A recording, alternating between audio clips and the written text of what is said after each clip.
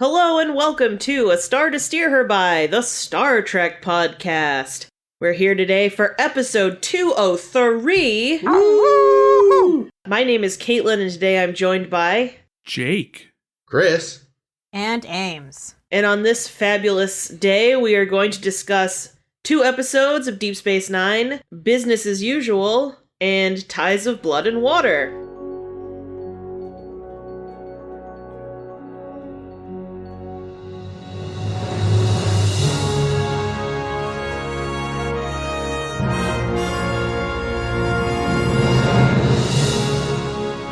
But before we get to the action, it's around holiday time, Life Day, and we got some gifts for Jake and Ames. I looked it up. Life Day is actually in November. Oh, well, which is stupid. Well, Miss Manners says that as long as you get the gift within a year, it's fine. Oh, good. I like that. Wow. No, that's actually wedding etiquette, but whatever. It was the I only think thing it works here. Only thing I could think of. Time has become meaningless in today's lifescape. That's true. But yeah, we got y'all some little gifts, and those who listened to a couple episodes ago will know Last that... week. Was it last week? It was last week. I know, time has become meaningless. Oh, I thought it was, all right, because Liz was here. Oh yeah, you're right, of course, I'm so dumb. Anyway, those who joined us last week know that we had a visit from Commander Kira. Major, well, she said Commander. Did she? She said Colonel. Oh, Colonel? Ooh. Because Spoilers. I can't wait for that. Well, whatever, Major Kira. And I wept openly for many moments. Yes. But yes, so we have gifts for y'all now today. Hooray. Thank you so much, guys. You're welcome. The holiday Thank you. season does not end. Nope. No, I'm pretty sure this is it. Let's start with Ames. All right, I'll open this puppy up. it's a puppy? Why is it in this paper? Don't tear it apart. All right, so it is an article of clothing. Okay, that's pretty good. It is a T-shirt that says "Hike because people suck," which is why I hike. Yay. Oh, that's good. I'm gonna have to wear this hiking. And glower at anyone you see on the path. That would that's actually be really funny. That's the funniest thing, because I've hiked with my friend who moved out here from California, and she says, wow, in the Northeast, when you are hiking and you pass somebody on the trail, they always, say hi. And in California, they don't. And I said, that sounds backwards. Yeah, It because sounds like it should be the other way around. Yeah, everything you hear about the Northeast is like, we're not friendly here. No, we're standoffish and secretly, I think not that's so bullshit, secretly hate though. you. I think... I don't know. I don't know where that stereotype came from. Because, I don't know. I think people here are more sarcastic, maybe. Mm. So they act like assholes more, but I think generally there's no... I don't think people are less friendly here than I think I've we're just encountered other cold. places. We're cold and trying to get to the next Physically stop. or Yeah. emotionally? Physically. And There's emotionally. that too. I mean, it's true. In California, I think there might be more fake friendliness. I don't know. Ooh, that sounds... Oh shit. That sounds I'm interesting. I'm throwing down on California. Eat it, LA. I would say it would probably depend on the part of California. LA is probably mostly phoniness. And I don't know about you guys, but I've never felt very good about quote unquote Southern hospitality because that shit seems backhanded as fuck. Oh, well, bless your heart. Yeah, Actually, exactly. That kind of shit. I just started reading the DeForest Kelley biography, Oh, nice. and the fucking prologue made me cry. God damn it. Aww. Yeah, the prologue was by, oh god, Herb Solo? No, who the fuck was it by? One of them. One of the producers on the show that just was talking about how DeForest Kelley was just the nicest, most pleasant man who ever existed. I'm like, God damn it, no! Aww. I might have to borrow that one from you when you're done, because that sounds wonderful.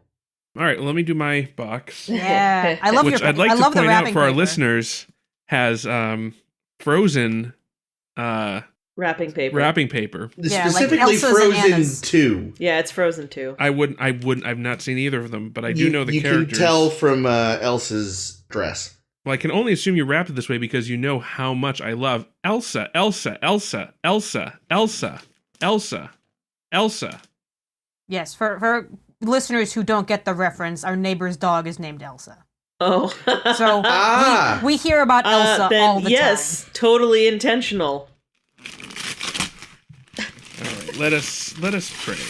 The second one is mediocre story, absolutely beautiful animation. Oh, the movie. Yeah. Not the gift that Jake is opening. No, the gift is amazing. The gift is far less mature than I need yours. to see this. Jake is very precariously unwrapping. Well, there's a box. Oh, it looks like some kind of cup. Perhaps a mug. It is a mug. Oh no! Oh no! No! Oh god, I can't read the okay. So it's He-Man. No! He's saying, "What are you doing? What you doing, Fisto?" And there's Fisto, and he's saying, "Just relax, He-Man." Point out He-Man is on his hands and knees. Where the hell did you get that? T-Public. Oh my god! Wow! I am impressed that this exists, and I'm even more impressed that I now own it. As soon as Chris actually did a lot of the shopping. Well, did your shopping this year? Because I'm like, what about these things? Are these things good? This year, Chris was like, how about these things? And I was like, they're perfect. Yay! But when he showed me that mug, I almost fucking died. That's amazing. I was like, yes, Jake absolutely needs that mug. The best thing is, it wasn't even like I went looking for, because I don't really... For fisting related. Yeah, because I would never have expected it on It's also T-Public. like, how do you search for that? Yeah, I don't know. Yikes. Before you get something bad in your search history and But what start it is, getting weird ads. I get a lot of just generic T-Public ads on my Facebook. And it's weird, because it's like, they know I go to T-Public, but it seems to have missed, like, what I look for on it. Like, I don't get, like, T-Public... Like nerd stuff. Nerd shit. I get, like, random fucking crap. And so that was the ad one day. It was like... Oh my god. This He-Man thing, and I was like, hey, Caitlin, I know what we're getting Jake for Christmas. That's it's amazing. perfect. I love it. I'm impressed that that ad got approved by Facebook. I don't think they pay a lot of attention to them. No, I guess not. Yeah, unless there's like too much skin or something. Well, I do yeah. have to share before we move on to talking Star Trek, because we never talk Star Trek on this show.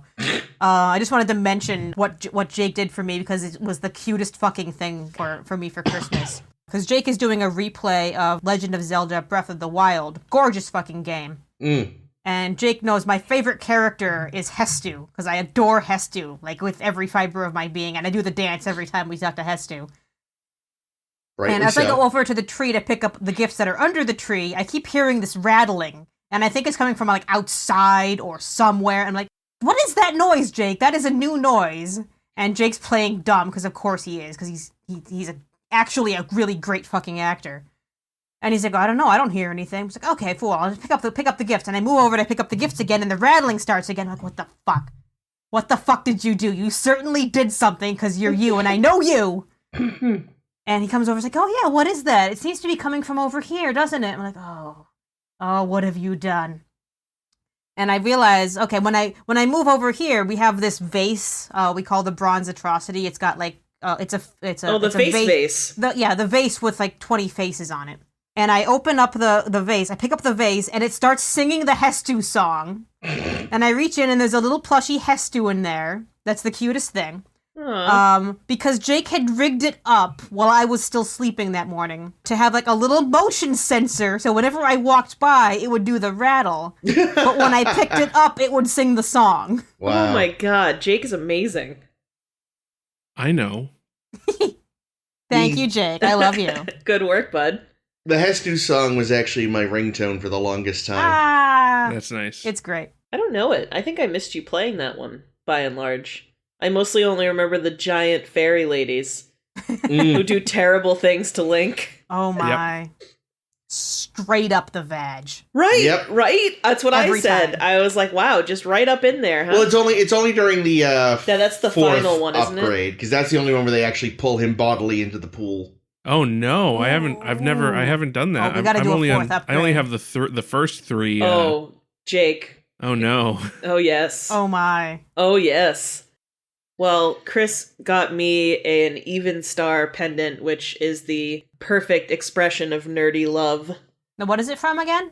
It's from the Lord of the Rings. Lord it's of the the Rings, necklace that Arwen gives to Aragorn. Well, Aragorn gives it to her, Well, and then and then gives she it gives back it to him to, be like, "You're coming back because I gave you my thing." And then, as usual, straight up the vag.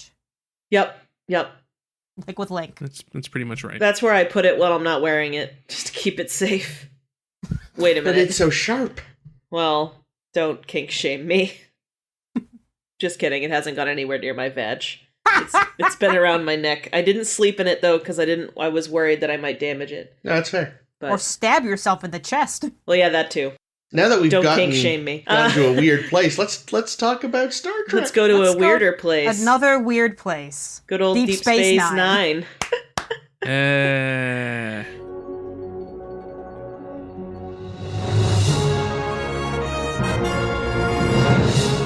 Well, it isn't that weird of a place because this is business as usual. Ames.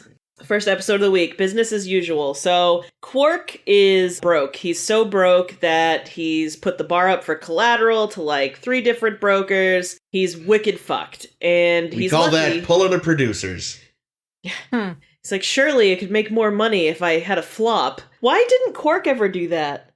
I feel like Quark definitely should be producing some really shitty theater.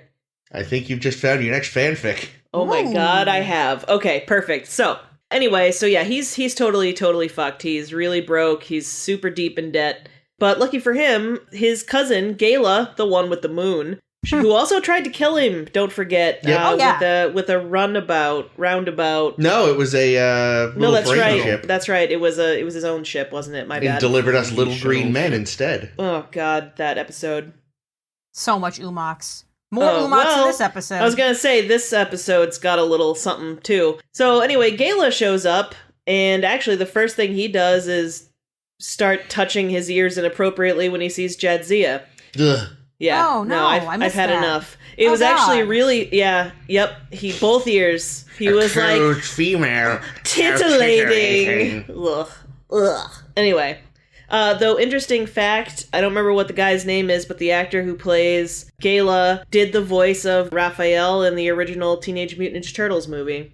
Huh. So I'm on board. Jason Pays, I think I said. That maybe sounds was right. Wow. Anyway, it doesn't matter. It has nothing to do with the summary. So Gala shows up, and he's like, listen, Quark, I know you're a broke bitch, and I know you generally don't like the work I do. Side note, he's like an arms dealer. But I can make you a ton of money. All your debts will be paid in a month. In 6 months, you're going to be loaded. In a year, you're going to basically be God. You could have your own moon. And Quark's like, moon. Basically. And who can Moon's blame him? over I my mean, if I can have my own moon. What'd you say? I said moon's over my hammy, which is a dish from Denny's.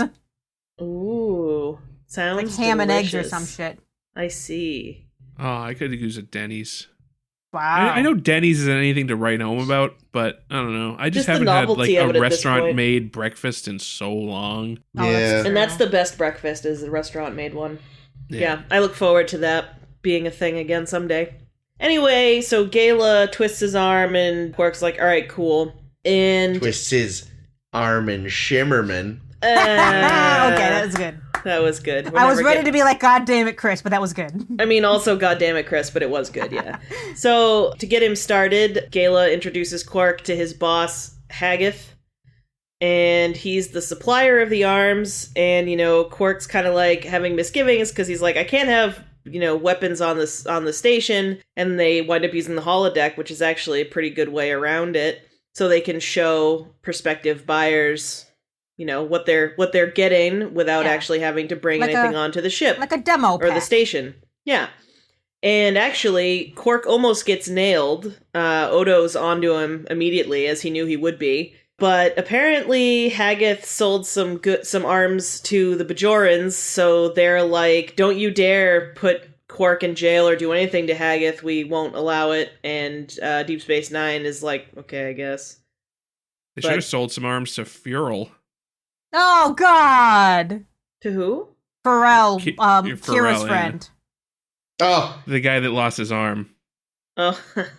Although he does have an arm in this week's episode. I was going to say, we see him in the next episode. With 2 arms. Anyway, so everybody kind of hates Quark because he's doing this and because it's like a shitty thing to do. Like, Quark's kind of lying to himself and saying like, no, it's like the best offense is a great defense. But we all know that's bullshit. If you're dealing arms, people are dying. And this becomes very apparent and front and center when the Regent of Palomar shows up and is like, well, I'd like some weapons to kill about 28 million people, over the next 3 months. And Quark's like, what the fuck? And he kind of fudges things a little bit in front of Haggith. And we already know from a previous scene that Haggith will kill the fuck out of you if you mess with him. Oh, yeah. He blew up one of his former employees' ships after he finds out that he was on Ryza jerking off rather than making deals. So you don't cross Haggith. Oh, and that's not even a full-on crossing. That's just slacking. Listen, he was probably paying the man for his time. Probably. Sorry, anyway. Plus, if you lie, that's you're breaking trust. Oh, yeah. That's traitorism, is what that is. Yeah. Anyway, I don't think that's a word. And Quark then finds out that Gala is kind of trying to get out of the game, and he wants to replace himself with Quark. So he's been trying to really make sure that Haggith likes him. But Quark is feeling not great about those 28 million deaths. So he hatches a plan to bring General Nasuk, who is like the arch rival of the Regent of Palomar, onto the ship. And he finds a way to get the two together. And not only does he get them in the same room to get them all riled up, he sends General Nasuk with his cousin to fuck his cousin over as well, because let's remember, again, his cousin tried to kill him. So shooting happens, Regent of Palomar gets killed, Haggith, it's implied, is going to be found and killed. And I don't really know what happened to Gala, but I don't care. And he ran off with Haggith. Oh, so he's fucked too then. Presumably, eventually. Yeah. And actually, Haggith probably kills him before they even get caught, because he probably thinks that, he did this on purpose. So I think we learn more in another episode. Oh, good. Well, I look forward to it. But anyway, ultimately, Quark kind of comes out smelling like a rose. The only thing is he now has to pay for the damage that was done by all the shooting in the... Where were they? It was a... Cargo bay. Yeah, it was a cargo bay where they ran into each other, so... Don't forget the B-plot, Caitlin! God damn it! Oh, the baby! Right, I totally forgot that was this episode. It's not even a B, it's just a thing that's happening. The B-plot is, the O'Brien baby is colicky or something, and every time O'Brien tries to put it down, it screams. Put it down. Except when it's in the pit, or when Worf is holding it. Which leads us to the only time in Deep Space Nine history thus far that Worf has acknowledged that he himself has a son. Amazing. He's Absolutely like, amazing. I regret that I never saw my child like this. And I have to imagine that the reason he feels that way is because Alexander was probably less insufferable before he could speak. But I never saw my son when he was this age. Or any age. I like it. I like it a lot. I hated the B-plot, though. Yeah, it was kind of... It just didn't... I don't know. There was no sci-fi to it. Like, it was just literally, hey, the baby cries. That was it. There wasn't anything... I expected them to, come up with a contraption or some kind of way to let Miles continue doing his job. If we put the baby in that pit on the bridge, he shuts up. I did love that the solution was stick it in the pit. But the pit is in the middle of ops. It's on the side of ops. That is not a solution. So many problem babies, so many baby problems have been solved by putting the baby down a pit. That's true. It's a tale as old as time. Tale as old as time. That's literally what I was going to say. Jesus. That baby won't shut up. Throw it down the pit. Just ask the Spartans. Well, yeah, but I was going to say, I've seen the 300. It doesn't always work out that way. It does feel like a very engineer thing. It's like, hey, this worked. Great! It doesn't! And everyone else is like, you stuck your baby in a trench, dude. Okay, but here's the thing. If he's carrying the kid around at work all day anyway, isn't it better to have it in the pit in its little carrier than it is to have him carrying it around all day? Here's why it's not better at all. The baby's in the middle of ops, so now whenever you're doing anything in ops, you have to be whispering because there's a baby now. But which they weren't. Is not a solution. But they weren't. I don't think they were whispering. Everything they were seemed whispering. To be... Oh, well, that's stupid. I was waiting for a red alert to happen. Good! Alert, alert. Wah, wah. Oh no, it doesn't work. God damn it, this baby. Well, so Why and didn't they here's just make a hologram of Miles and just put the baby in the holosuite? or make the holosuite the pit. The baby Yeah, and Yeah, that's another then one. the holosuite program gets mixed up with the arms dealing one, and you get the two plots combined. Oh, Baby with a what gun. happens if there's a malfunction Sorry, and the say again. baby ends up in the James Bond program as one of the villains? But with O'Brien's eye patch. I just picture like the scene in any Bond film where the chair slowly and menacingly turns around, but then there's just a baby there drooling on itself. Shitting its pants and... This is actually a really cute baby. I will say I didn't really mind the B plot, but as usual, it really didn't fit with the A plot because the A plot was super serious and talking about the deaths of literally millions of innocents. And meanwhile, fucking O'Brien, hoity-toity-toity-toy, my baby always cries. I really, though, now wish we'd gotten the baby with a gun dovetail. I think that would be the way to do it. It also made me wonder an awful lot this episode. How often is it the baby versus how often is it a pile of blankets because acting with a baby is impossible? I'm sure unless you are actively seeing the baby's face. Oh yeah, pile of blankets. It is a pile of blankets. Yeah, like I know when or they a baby doll wrapped in blankets. Yeah, when they shoved him in the pit, they specifically said this is a great way that we can do all the acting scenes looking up at the people and the baby's not even there. Yeah.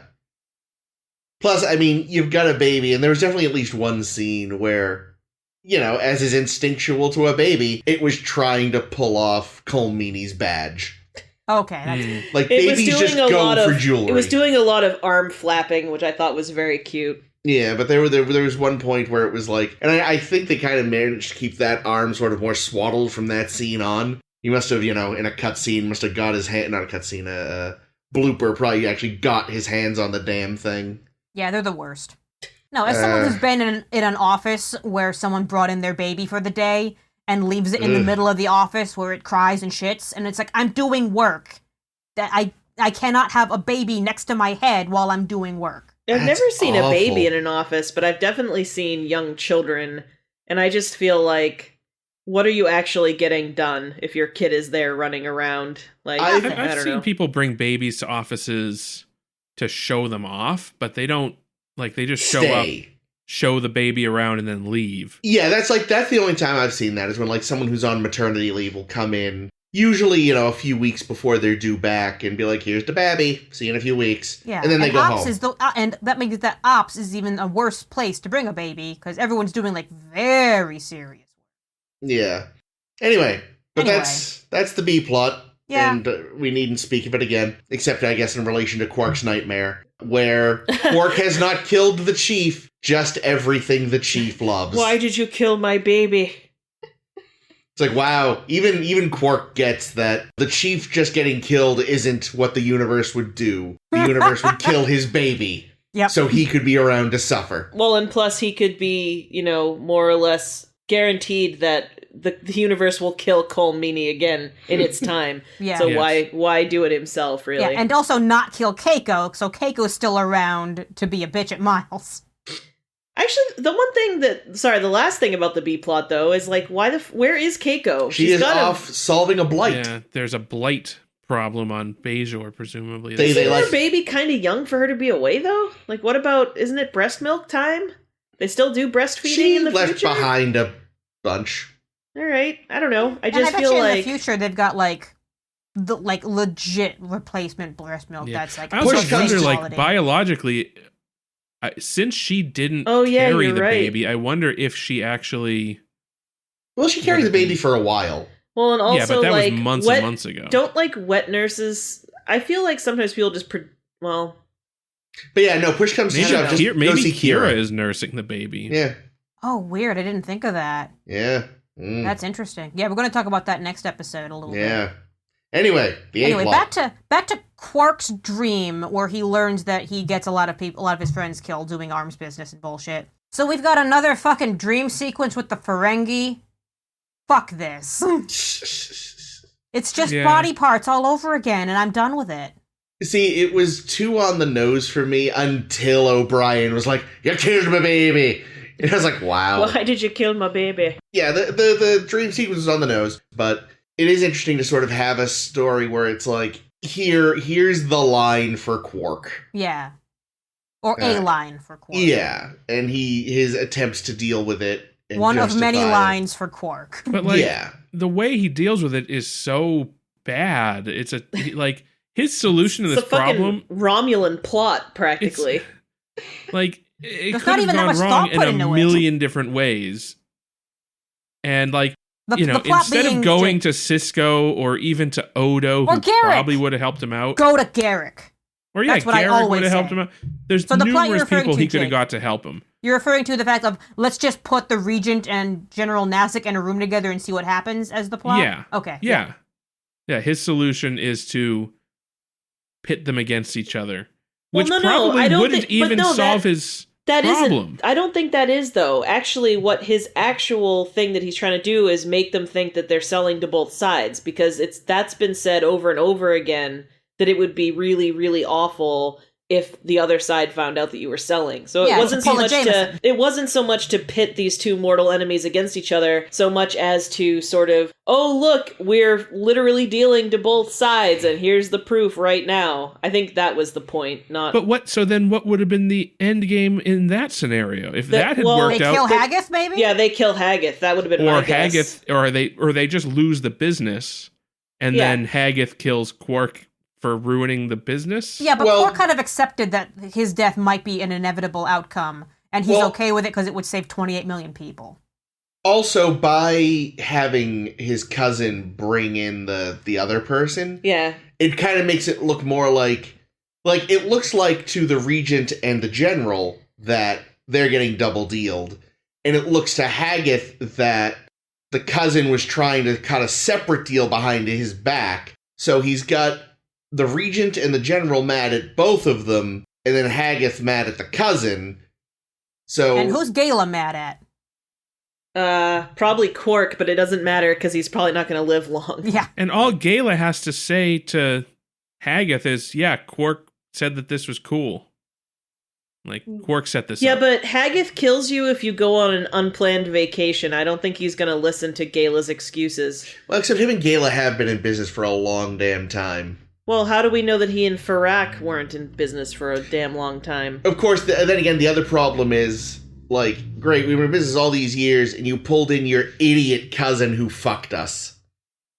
Well, that's why Gala's been trying to, build up Quark as competent for all this time. Yeah, because he wants to be able to... Quark is usually pretty competent. Yeah, he wants to, retire and have Quark take over for him. So it's I've been building up this guy, building him up, and now he's fucked us. He might take it out on both of them if he lives. Yeah, I don't know. So Haggith, to me, they have that one scene with the guy that was dicking off and fucked up his Ferric. Sounds like he ferret. Ferricked up. Yeah. And I don't know. Otherwise, though, Haggith doesn't seem they show that, and obviously he's fairly unreasonable in that scenario. But I didn't really get the sense that he was that big of a loose cannon. Otherwise, yeah. If they hadn't had that scene, I think they needed that scene specifically to be he is dangerous. Yeah, he's unstable. He'll fuck you up if you so much as sneeze. Yeah. He also didn't kill Ferric outright. He sabotaged his runabout or something. Yeah, his warp core breached. Whoops. Which, I'm sure that's the easiest way to fake a murder. Not fake a murder. Get away with murder in the whole goddamn galaxy. But those things blow at any moment. I don't know. I don't know if I even buy that it was Haggith that did that. I'm kind of thinking it might have been Gala that did it. No, I'm pretty sure they were Considering really Gala has a history of Haggith. sabotaging ships. Oh, that's true. Well, it could be Gala Haggith. did it on orders from Haggith? Yeah. Or just Gala's trying to fuck Quark over. I did not buy the entire premise here that Gala, who has tried to murder Quark before, is suddenly Quark, you're my favorite cousin. Yeah, I was definitely waiting for a betrayal from him of some kind. I definitely spent most being all right, what's Gala's angle here? And I was eventually, I guess what it comes down to is with someone like Haggith, who's clearly a bit nuts, probably the only way he could retire was by having a replacement ready. Yeah. And so it's just like, fuck it. Well, that's what I was going to say. That's exactly right. Like, that was his betrayal, because he's sentencing Quark to a life of having to deal with Haggith's fucking crazy bullshit. Yeah, and likely Like- getting killed by Haggith. Yeah, because that's the thing, is like, even though there was only that one scene, like, definitely the way the guy played it, there was always... we also got that flip out about the food where he was just but that faking turned out him to be a joke. He was I know, goofing but on him. still, what a crazy asshole. Nobody, who the fuck jokes like that? That's me. There was always this undercurrent in his delivery of just like, he might just flip at any moment for no good reason. Interestingly, that actor was actually in a Bond movie where I forget if he was an arms dealer specifically or was allied with one. Typecasting. But yeah, I assume that was a bit of metacasting. Yeah. Speaking of typecasting, we have our Regent of Palomar, played by Lawrence Tierney, whom we've seen before. He was Cyrus Redblock. Mm-hmm. And apparently... Say again, Jake? From The Big Goodbye. Yeah, from The Big Goodbye. Yeah, he's from like Reservoir Dogs and all those things. That too, yeah. Oh, cool. He just always plays Big tough guys. a shady, telling tough me he mobster was? guy. That I might have known? Yeah, the Cyrus Redblock there, the hologram from the Hologram Dixon Hill gangster. episode. Oh, right. Yeah. Yeah, but apparently, like, he had... And it's unclear how recently, like, within the last couple of years, it sounds like, he had suffered a stroke. Oh. So while he was still able to, like, do the scene, like, apparently, like, retaining the lines was troublesome for him. That's sad. And yeah, and I wasn't the big... Because, you know, as I've seen him in The Big Goodbye and in Reservoir Dogs, I felt like he didn't have the same presence. He seemed a little bit muted in a way that I wasn't terribly interested in. Yeah, I had just written it off as age, but Yeah. apparently it was a bit more than that. Yeah, but everybody did love having him on the set, and I know, like, this was our first directorial gig by Siddig El-Fadil. Yeah, who used his Given name. well, not quite given name, but his original stage name as his director's credit. Because his Yeah. actual name is Like 13 very names long. Yeah, it's on Wikipedia. Yeah, so poor Siddig's dealing with, okay, I've got an actor here who's, like, a really big name, and he can't remember his lines. And Cool. I'm dealing with a baby. Oh, What the if there's a fucking baby baby, on set? no. Put it in the pit. So was Haggith just supposed to be a human? Like, he didn't have any head ridges or anything. Yeah, I assumed so. I'm not sure. Human or humanoid, because we see a lot of those that Yeah, are indistinguishable from humans. Which is weird. A universe full of possibilities. So many humanoids. Well, that's what happens when you're all grown from the same seed. It's the same I god know. God god damn. semen. Speaking of things that made me roll my eyes, Good. how was that for a segue? Is Did it you the like that? Umox? It's the Umox, isn't it? Oh god, yeah, that too. But no, what I actually didn't like about this is I feel like Quark gets off pretty easily Umox. here. But we find out in sort of like a throwaway that like all of his debts are paid off before he decides to have this like change of feeling about his new work. And I know that 28 million deaths on his head maybe would make even the most profit-hungry Ferengi think twice, but it just kind of made me wonder, like, all right, but if he still had his debt, would he have made this choice ultimately? Like, I just think it makes it a little too easy, and I think it takes, like, some of the, like... Nobility. Yeah, it takes some of the nobility from what he does. Knowing that he's already earned all he needed to at least square himself up, you know? It reminds me that, like, a lot of the angles with how everybody on the station is shunning Quark now because they know he's doing arms dealing. It kind of rubs me the wrong way because they kind of have forced themselves to allow him to continue the arms dealing because Haggith supplied arms to Bajor 8,000 years ago, or 50 years ago. Well, Well, I assume- the Bajorans kind of allowed him. I mean, it sounds like Cisco probably Begrudgingly was... allows it? Yeah, Cisco definitely doesn't want to allow it. But Not the at all. Well, no, and he government tells said- him, as soon as you fuck up, I'm coming for you. Yeah. And I mean, And I'm sure Kira Cisco thinks said, it's- like, attention all Starfleet personnel, Quark is persona non grata, so don't frequent his business. Yeah, I had assumed that was Cisco's orders. And again, even Kira, like, is not happy with this decision. They should go after Haggith. They should. They like. I know. It's a situation in which you're like, yeah, you helped us during the occupation, but you're still doing it, and it's bad. It's super fucking bad. You're here in our station, and we could just put the cuffs on you. I guess the issue becomes you need the actual like evidence and proof and a case and this and that, and right now the Federation is too busy dealing with the Dominion, and Bajor is too busy being Bajor. Yeah, but I also think that, so, you know, the way that they say that, oh, this is technically not illegal is because they're using the holosuites to demo the guns. Yeah, there are no actual weapons guns on the station. And then when they actually make the deals, they happen off in international space. Yeah. So it's out of jurisdiction.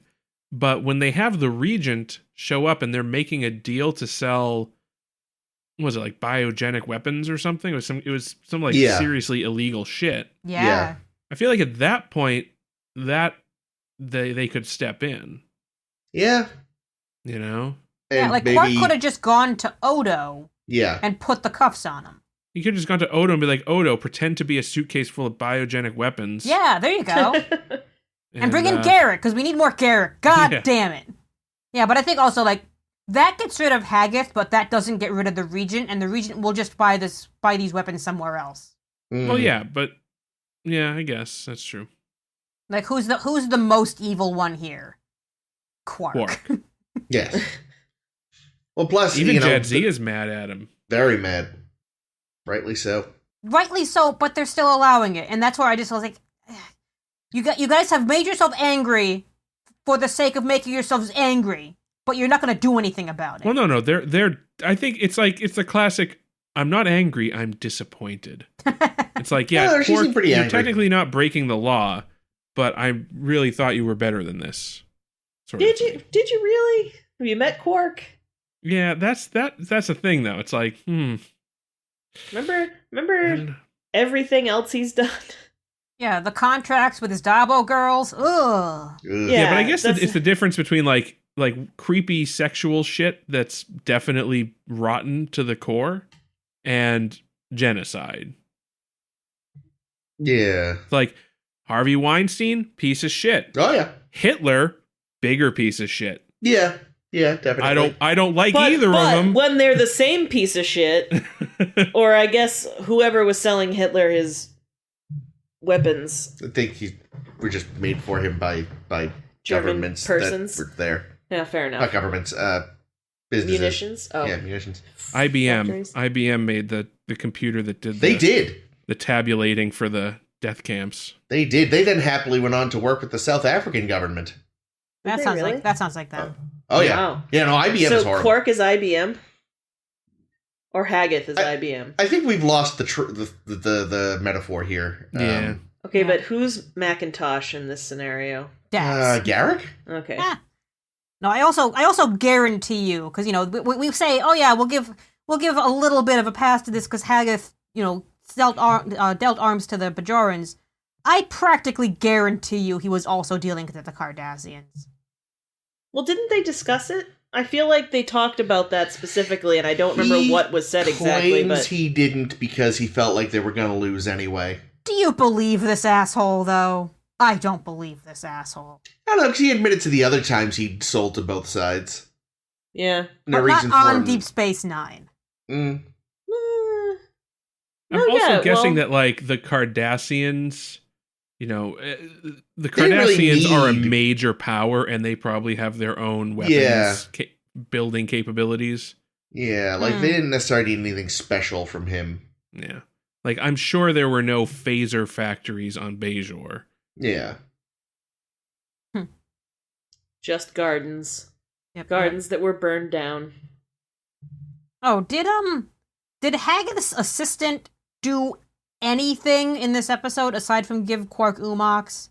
Did she even have a line? I don't know. No, she didn't talk, definitely. Did God, not. Damn it. Yeah, she was a sexy lamp. Great. I don't even think the opposing No, the general. the general, like that, like their whole team didn't have anything. Yeah, no, we didn't Say- see them. Oh, They her just team. showed I up. think she got a line though. Did she? I don't think Yeah, she because did. I feel like she asked Quark what she was doing here, or so. She said, Oh yeah, I'm that pretty sounds sure right. she said something before he pawned them off on Gala. But yeah, that you can write off mostly as just it was a brief scene, a sight gag almost. Yeah, and we don't have cheaper. the runtime to deal with this properly, so we're gonna wrap up the episode. Yeah, you know, and it's lickety cheaper split. to have wordless extras. That's true. You don't have to pay him to talk. You just have to pay him to touch your ears. Barf. Oh no, I meant for the team. I think they should have. I mean, the woman too, though. She should have had something, anything. I don't know. Just cause. Yeah, gross. One final thing I wanted to make sure I brought up, and that's when we were talking about how Jake volunteers to babysit because he's apparently been babysitting Ensign Vilix Pran's hatchlings, Hatchlings! who have little wings. Yep. To make I'm sure just- their they don't little get wings tangled. don't get tangled. I'm so sad we never cute. see them. I'm sure they look like little axolotls or something, and I'm very happy. Oh. I like that idea. Okay, but here's the thing. If he's been doing that, why did the baby start crying and he immediately froze up? 'Cause the baby Baby sucks. hatchlings don't cry. Yeah, but the thing is it was a baby crying is a pretty normal thing in a handoff. So that to me seemed like I almost felt like I didn't understand why that scene, why Jake was there, because it's like, I mean, I get that it becomes a trend that every time the baby is not being held by O'Brien, but I feel like, I don't know, that handoff, that's how it normally goes. I feel like every time someone hands me a baby, they cry. Maybe that's just me. Maybe that's just my experience because babies can smell my fear. I don't know. I was surprised you didn't come up with a sling or something to put the baby in. Exactly. Yeah, you're telling they me should there's have done no something baby else. Bjorns in the future? There'd be like little hover Bjorns. Yeah. You don't have to hold them; they're just swaddled in this thing, and they float. I mean, the child in The Mandalorian had a sweet flying bassinet. You're telling me we don't have this? That was in a galaxy far, far away a long time ago. You're telling me in the future we don't have this shit? Come on now. I don't know. My first note was, can't we sedate the child? So Ooh, yeah, that's true too.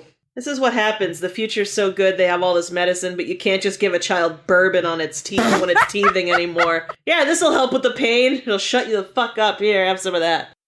Anything else about this episode? not from me. And I know we see more of that stupid baby in the next episode. Sure we do. Yeah, it was funny because I feel like every time we talk about it, Ames, you're like, oh, it costs a lot of money to have the baby on set. Oh, it's really I hard to have the know. baby on set. And then we got 2 in a row. I was like, I Jesus. was surprised, Apparently yeah, it's because I not read that fucking difficult. Yeah, but it was like for a brief moment in the next episode though. So. Yeah, and I also assume like most of the time it was a bunch of blankets.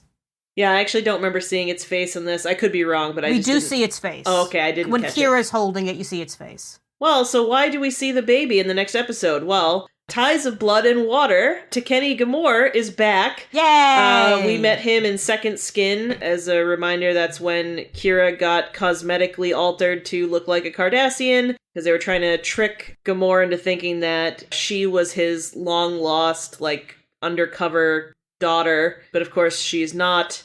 They still had a nice relationship, though, and we get to see that sort of, sadly come to an end in this episode, but it's a furthering of that plot. Ghemor comes to the station, and Kira wants to work with him on this great project. Well, I guess it's more just covert ops stuff, isn't it, down on Cardassia? But he's like, I'm really psyched that you thought of me for this, but I've got Yaren Fell syndrome, and I'm gonna die. Oh no! I feel like everybody has something or other syndrome that's fatal. I feel like that happens a lot. I feel like Star Trek just hands out such and such syndromes. Oh, and it's completely, you can't stop it.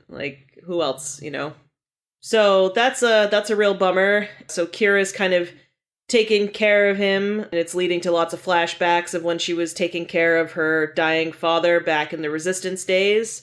However, Kira's not the only one who's heard that Ghemor is dying. President, Tyrant, Emperor Gul Dukat has also heard that Ghemor is dying, and I think Ghemor is sort of considered a traitor to Cardassia, because he's kind of we shouldn't have fucked up all you Bajorans. But more importantly, he's got info out the yin-yang about every single Gull and other, like, high-ranking Cardassians. So Gul Dukat shows up to try to either bring him home, presumably to execute him, or just kill him on the space station to shut him up. And the reason why he wants to shut him up is because the Cardassians apparently, when they're dying, have this fucking great, amazing, petty-ass tradition, which is It sounds like a Bajoran thing, doesn't it? Yeah, well, no, I don't know. It sounds pretty Cardassian. When a parent is dying, they pass on all of their secrets to their heirs or children. And since Ghemor doesn't have any children anymore because, well, yeah, his daughter is presumed dead, but he thinks of Kira as being like his daughter, which he says like 6 times in the first 2 minutes of the show, and it's like, Jesus Christ, we get it. But anyway, so he wants to tell her all of his secrets, and she's like, I don't know. She seems pretty uncomfortable with this whole death thing, and the reason, of course, is that when her father was dying, rather than stay with him to the very end, she went out to get some revenge, and when she came back from killing off the Cardis, her father had died without her calling out her name.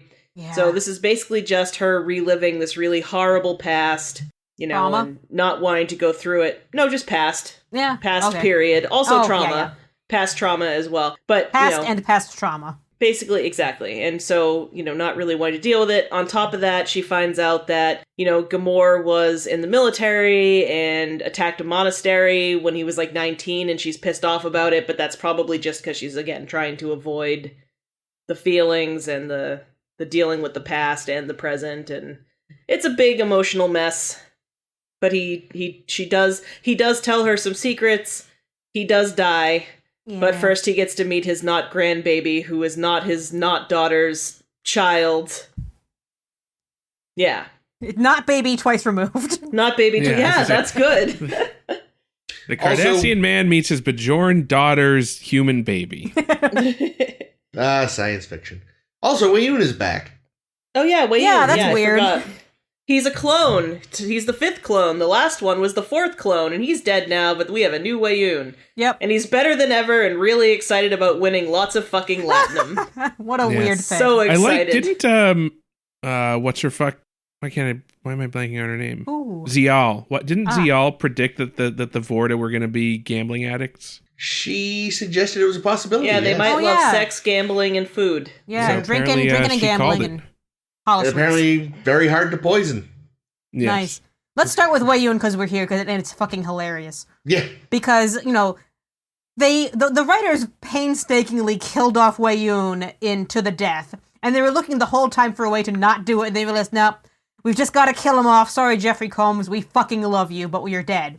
And then they realized later, damn, we just love Jeffrey Combs so much that we're gonna decide, okay, clones, just to bring you back, even though you're not even necessary in this episode, like at all. At all. Nope. But we love this guy. I feel like, you know, number 5, they upped the sass factor. You know, they're like, we're not going to do a straight clone of 4. We're going to do a clone of 4, but we're going to up this factor here. And that's kind of my question. My question is, so, yeah, I believe it that the founders have this technology to do cloning and stuff. How much of a clone is it? Because one of them, I think Cisco says, like, oh, it's like immortality, huh? And I'm sitting here like, that's not what immortality is at all. I think they somehow retain the memories. Up to when, though? I don't know. Presumably their last upload. Yeah, they probably periodically sync. So, like, he probably doesn't remember, say, the last mission Weyoun 4 went on. Like, they probably gave, you know, when they woke him up, they were like, here's what happened to the last one. Yeah. Reads it, goes, huh. But, you know, and I like the idea of the clones, mostly just because there is some interesting storytelling that they end up doing. Oh, that's fun. You know, and they even explore how different clones do actually have distinct personalities. Okay. So that's something to look forward to. Yeah. And Jeffrey Combs is a lot of fun. Yeah. Do we see other Vorta clone folks that we've seen before? I don't know. Do we see another, what's her name, Kalana? Not that I know With the of. tits? Calamari with the tits. That's the thing now, of course, thanks to this retcon, we now have to wonder, what number any of them had been. Yeah. Number 9. I am not a number! I am a free man.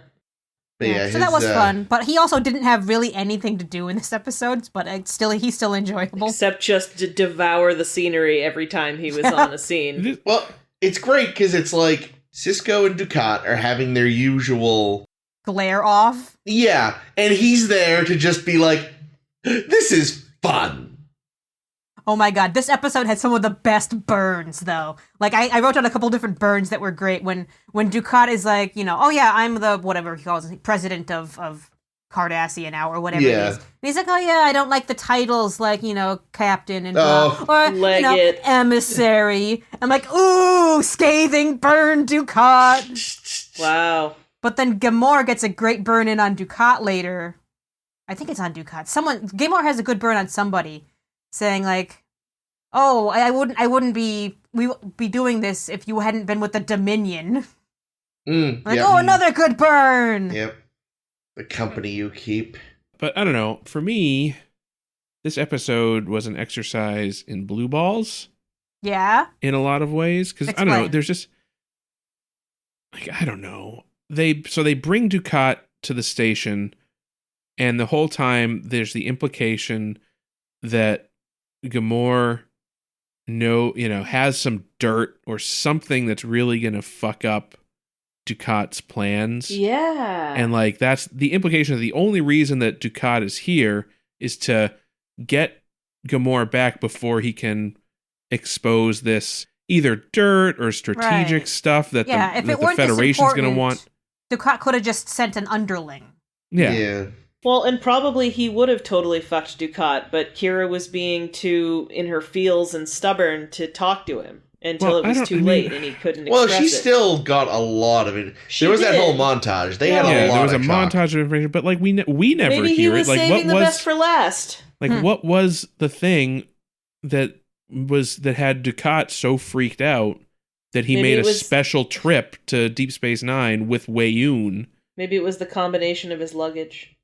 No. And then Dukat's also steal his undies. He also says at one point, "Oh, I know where your real daughter is." Yeah. Was that just a bluff to try and convince Ghemor to go with him?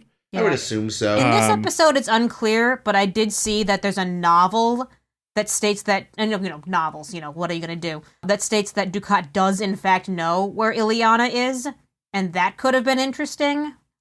Illyana intrigues me to no end because, the fact that she could or could not be alive and she could or could not be all these things makes her a very intriguing character, even though we have never once seen her. Well, we know that she probably looks a lot like Kira right now. Does she, though? We don't know because the Cardassians are so great at prosthetic surgery. No, that's true. But well, if that's the thing. I feel like this episode kept kind of hinting at shit. Oh, we're gonna see the daughter, or we're gonna see, we're gonna find out some real juicy dirt on Dukat, and it just never gave up the goods. Mm. And that's fine because the episode was about Kira. Yeah. Yeah. But I feel like I don't know. I just feel like dangling those things for us in front of us was kind of cruel. That's a good point. Of the writers. And I didn't really think of that just because I was enjoying the Kira stuff a lot. Because I know we've said in the past, Kira is the character that they have done the most with. Yeah. And the Not Visitor has fucking handled it beautifully all the time. Mm-hmm. So I was just enjoying watching that. Yeah, and I feel like, I guess for me, my impression was the stuff he knew was stuff that wouldn't necessarily have an immediate massive payoff. He just knows enough little shit that could destabilize Dukat. Well, and we did hear him giving up the name of one of his most mortal enemies that could really fuck him. Yeah. But we don't know how. Right. No, we don't know how, but we know that maybe someday Kira goes to that guy and is like, "Hey, I heard that you could really fuck up Gul Dukat." Oh no, the answer's gonna be that guy knows about Tora Zial. Wait, everybody knows that now? God damn it! Yeah. I was actually Dukat thinking has that a secret Bajoran daughter. It would be really funny She's if that in a was Breen it. prison. Yeah, this is more that stuff that, like Starfleet intelligence can try to use to try to get moles set up and things like that, I feel like. I also, though, feel as though Dukat at this point, well, two things. A, I think he's untouchable by other Cardassians. Like, any dirt that they would have, he is being now backed by the Dominion, and they're propping him up. So it doesn't matter. There could be changelings everywhere on Cardassia now. Yeah, and like if there's somebody that has dirt on Dukat, so fucking what? What are they gonna do? Go to the press? Get murdered? That's what's gonna happen. Exactly. To these people. That's exactly what's gonna happen. And then the second thing is not so like Dukat is untouchable, but even if he were, he's completely replaceable.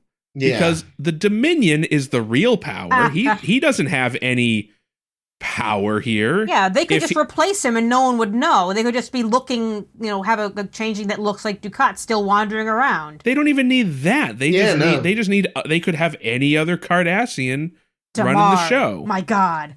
Well, and that's the thing. I think a lot of the point of what was happening with Weyoun in this is like it really shows off the end of the day, the disinterest the Dominion has in like sort of the petty squabbling. Like, as far as they're concerned, they're eventually going to run the quadrant. Yeah. They're like, we'll let Dukat play his little game. This is adorable. But like, yeah, I think that which in a way makes them a very interesting sort of like, it's an interesting view into them where there's like, they really like, they know in their minds, like, we're definitely going to win. This is all just so cute. We'll let Dukat play his little fucking I'm the Emperor thing. That's so cute. And hot. I mean, if anything, Weyoun might have been there Definitely as sort hot. of intelligence gathering. Yeah. To see like, what actually is this relationship between Dukat and Sisko? Because there's something weird here. There's something sexy there. They're adversaries, but they tolerate each other sometimes. What's going on? Yeah. I actually thought the standoff between Kira and Dukat was super sexy. I thought of you, Ames. Fucking pitched a mug at his head. Yeah, and I loved when he like slid the tablet across the table. Didn't reach her, so I could have done that scene better, but still great. Yeah. But again, just another, like, what was Dukat's play there? Was it to he wanted to make Kira hate Ghemor, and then that would make Ghemor want to go back to Cardassia with Dukat? I don't understand. Well, maybe just he was hoping to stop Ghemor from telling her all this information he didn't want her to have. Like, maybe he thought if she won't talk to him, she won't get any of the goods. Or it's just gotten to the point of, like, I'm losing, I'm at least gonna be petty and fuck up this relationship. That sounds accurate, too. Yeah, that sounds like Gul That's Dukat. what I'm thinking. Because here's the thing, like, Dukat in the very end scene says, well, we're just going to tell everyone on Cardassia that he complied, that he, gave in and said Cardassia forever. Yeah. Dukat is my king, and it doesn't matter what actually happened because Cardassians can lie, and who's going to call them on it? Yeah. Yep. Sad but true. I was impressed they got a mustache guy back to just be in, like, 3 minutes of flashback. That was nice. Who, Pharrell? Yeah. With all of his various arms? Yes. With all of his various arms. Yeah, that made me wonder, because, I know we've said that Nerys has been in the Shakar resistance cell since she was, like, 13? Something. 13. Yeah. But her father was there, so apparently the both of them must have been in the cell. Or maybe she brought him along, or maybe, like, once you join the resistance, your family becomes a target, so you kind of have to. Or maybe he joined and brought his family with them. Maybe. Well, it also could just be that they brought him there because he'd been injured and they knew, they had medical stuff and she'd want to see him. Like, presumably the Cardassians, when they shoot you, then, like, make sure locals don't give you aid, So somebody probably smuggled him out and, like, we know where his daughter is. Yeah, for some reason, and maybe I'm confusing Kira and Ro. I thought that her parents had died when she was much younger. That had been the impression I was under, but again, and that's maybe, why she joined the cell, because she had no one left. Yeah, but again, I might be confusing. Well, Ro backstories. definitely watched her dad die, Yeah, Yeah, because Kira they did. talked about tortured that. to death. but I don't remember beyond that about Kira. Yeah. I actually have a question, which is, do you think they really know where Ghemor's daughter is, or was it just bullshit? I mean, like, I suspect it's bullshit, but Well, we already talked about that they don't say in the episode, but there was a book that claims he does. Oh, sorry, I missed that. But yes, canonically, we have no idea. I wouldn't Right. believe Ducat as far as I could throw him. No, I- it definitely seemed like a I desperate do believe ploy, because but he knows all, like he knew where that other gull's son was abandoned True. on Cardassia was. I'm sure he's got lots of knowledge. Yeah. Of course, the knowledge in this case could just be, fuck you, she's dead. That's true. That's very true. Like, I guess that's maybe what it is. He's sort of implying he knows how to find her and she's alive somewhere, but I bet the reveal would have been like, I know how to find her because I know where the grave yeah, is. exactly. I just said I I know knew. where she's buried.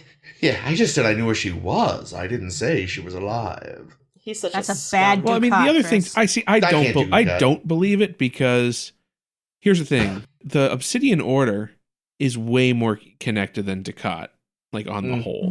They're gone now. Well, yeah, I know they were. Yes, they were. So if he knows where the daughter is, it goes without saying, in my opinion, that the Obsidian Order knew where she was.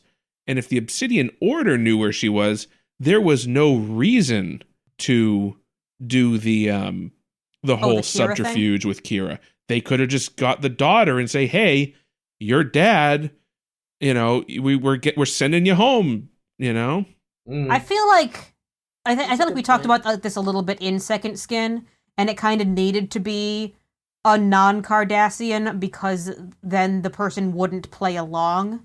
Like Kira doesn't want to play along. Like needs to be taken out of there because for her safety. If it were actually Ileana, she'd be like, "Yay, I'm back home with Cardassia." What? Well, if she was a member of the Obsidian Order, they could have also just been like, "Hey, your dad's a fucking dissident. Ooh. Help us catch him. Help us suss him out." I hope that's what the book is about. I doubt it. I don't know. I don't know if I buy that. I mean, maybe Ducat knows where she is, like her corpse is, but I don't buy that she's alive. Speaking of corpses, we get a really nice burial area. Very pretty. Oh, yeah. Yeah, now I was trying to figure out at the end.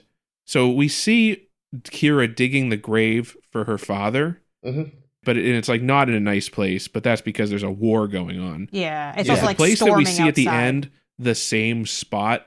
I just, think it just is. made nice. Because it looks like there's already a grave with a headstone right next to it, so The I sort of grass has grown assumed. over it. So I Yeah. sort of assumed that she just buried her fake dad next to her real dad. Yeah, I believe that's the implication there. Yeah. That's what I was getting to.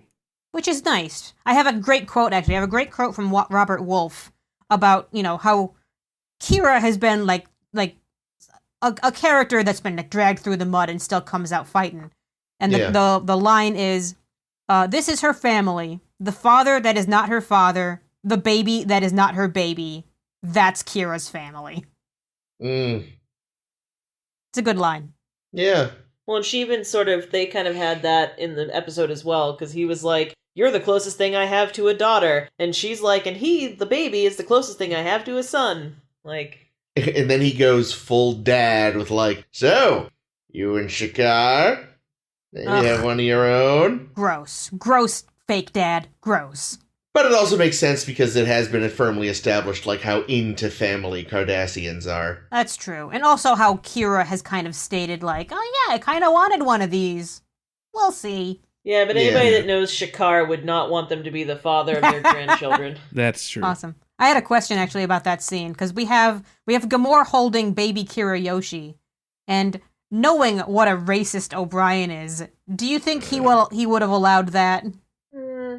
But see, he's one of the good ones. He was trying to take down the government. Ghemor is? Yeah, okay, that's fair.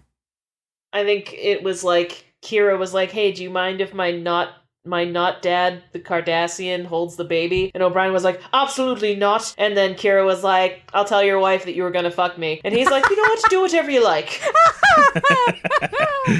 Wow. Well, I also find it so. Given the entire B plot of the last episode, apparently Kiriyoshi likes being held by non-humans. Yeah. Like, he wasn't crying when Kira was holding him. He wasn't crying when Worf was holding him. And he wasn't crying when the Cardassian was holding him. Well, of course he wasn't crying when Worf was holding him. It's because he knows that's his real daddy.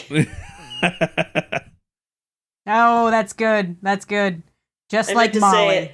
I meant to say it with the last episode and completely forgot, so. No, you got it in. It's perfect. Oh, you know what I found out? I got it in just like Worf did.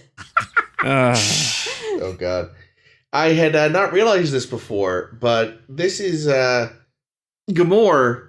Actually, this is not his actor's only DS9 appearance.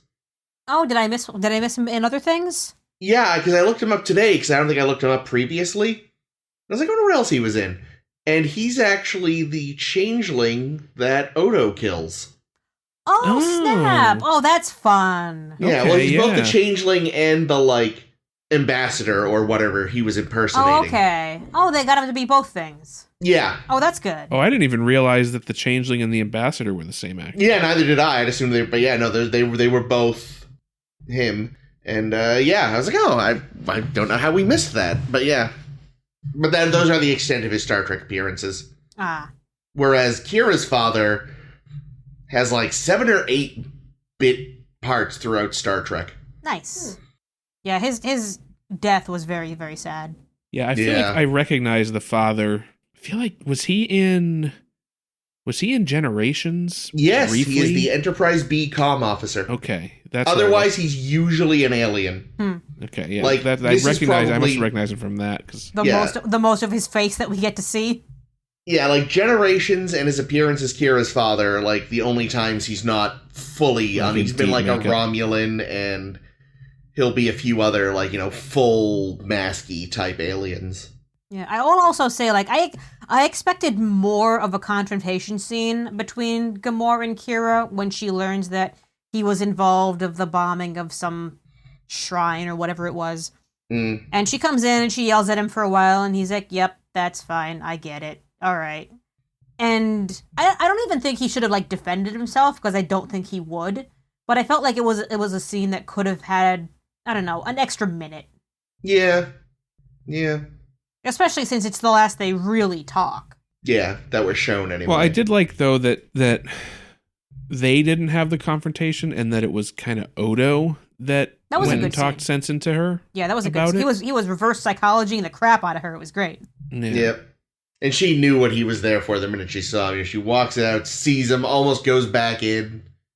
That was a good little bit of blocking. Yeah, but then Bashir comes in much, much later and gives her the same kind of, what is this really about, Kira? Mm-hmm. That's a bad Bashir. That's more of... That was an O'Brien. Yes. And every so often, this doesn't happen a lot. It happens fairly rarely when I'm watching DS9. But every so often, I'm just reminded in my brain, the two of them are hooking up. I was reminded of that this time, too, actually. I was thinking that. It's interesting. Have you guys seen Django, by the way? Because he is the spitting image of Alexander Siddig.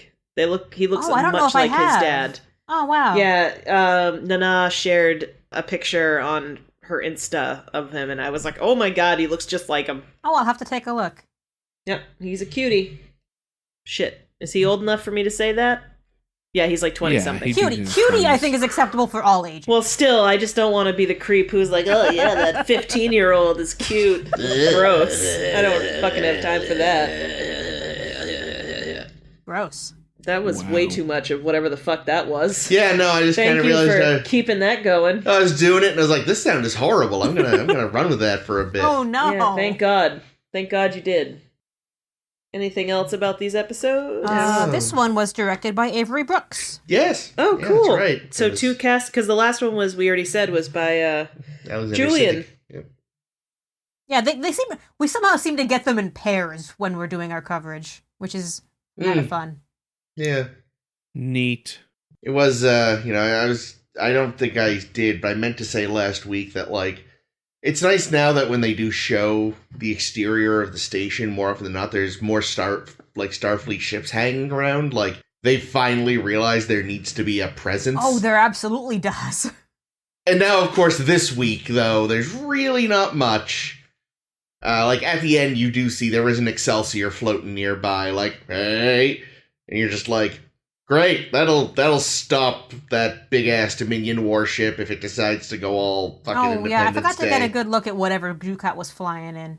It was a big fucker. I don't think it's one we've seen before, but don't quote me. Yeah, what did you say to me? That it had purple lights and that's how you know it's Dominion? Yeah.